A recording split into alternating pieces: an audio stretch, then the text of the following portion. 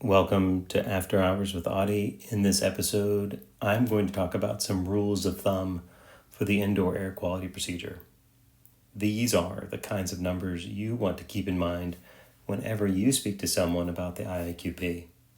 It will give you a chance to summarize the power of this approach in just a few easy numbers that will be highly memorable for your audience, that will make them come back to you for more information. The first numbers we need to think about are the results. When you follow the indoor air quality procedure versus the ventilation rate procedure, a building will be 6 to 9% more efficient when the IAQP is applied. How do we get to this point? Well, 44% of a building's total energy use is dedicated to the HVAC. Of that 44%, 40% is conditioning air for ventilation purposes.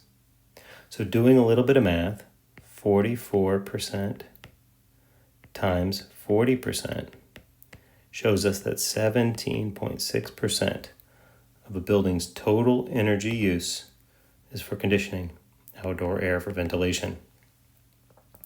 If that feels like a very big number, it is, and it's also true. Now, taking 17.6% and understanding that the indoor air quality procedure allows us to reduce that, let's say we're able to reduce it by 50% because it's a project that allows us to do that. That means that 8.8% is available savings. Maybe we're not able to be as aggressive as 50% reduction and we can only take out 35% of outdoor air. In that case, we get 6.1% savings. So that's how we reach this idea that there's somewhere between 6% and 9% of a building's total energy savings that's available to us by using the IAQP. And the best part is once it's designed this way, once the building has been ventilated this way, those savings are locked in. They're guaranteed.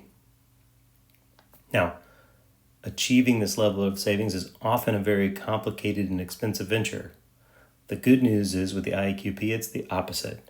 It's very simple, and it's a real capital savings. You see, we know that $1 of smartIAQ equipment leads to a $5 savings in HVAC capacity. Now, in some markets it's more, in some markets it's less. Different projects have different results. I encourage you to try projects in your market. But the whole idea is through this procedure, you're going to reduce HVAC capacity because there's less outdoor air, which leads to smaller equipment, less electrical infrastructure, potentially smaller ductwork, less ancillary things that support oversized HVAC designs. And this all comes through the idea that we're going to use less outdoor air. And by using our calculator for the ventilation rate procedure, moving to the indoor air quality procedure, by using our calculator, we find that you can reduce 3 CFM out of outdoor air for every 1 CFM of air cleaning, particularly smartIAQ air cleaning.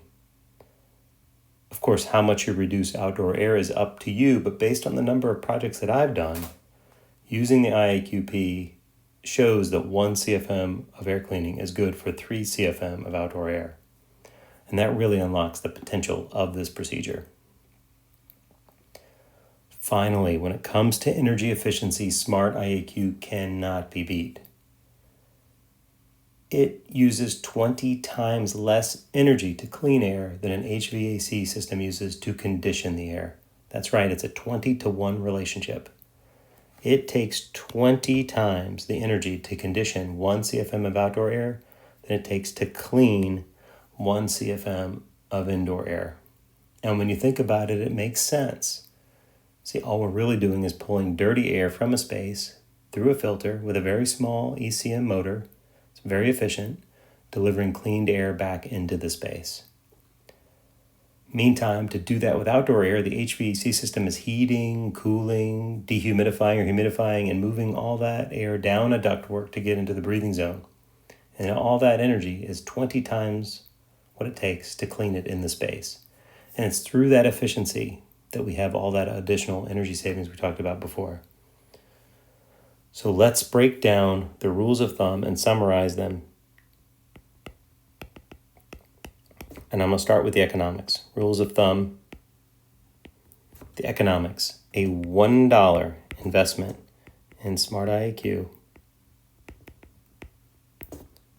is equal to $5 or more in HVAC capacity.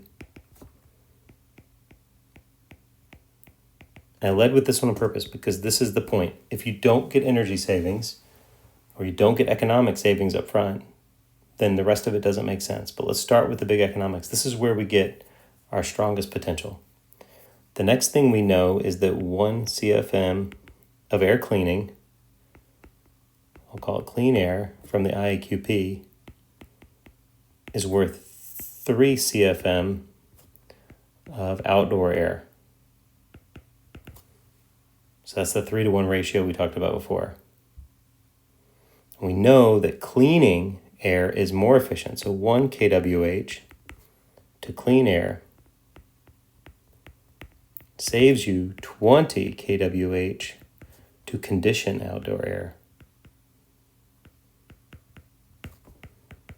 Pardon my sloppy penmanship there. But 1 kWh of clean air is worth 20 kWh of conditioning outdoor air. And finally, when this is all applied and your building is completely configured around the indoor air quality procedure, it will be 6 to 9% more efficient than a VRP. More efficient than a VRP design. I hope you found these rules of thumb helpful. I'm excited to share them with you. I hope you find some time to share them with people you know in the industry. And thank you for joining me. Catch me soon on another episode of After Hours with Audey. Goodbye.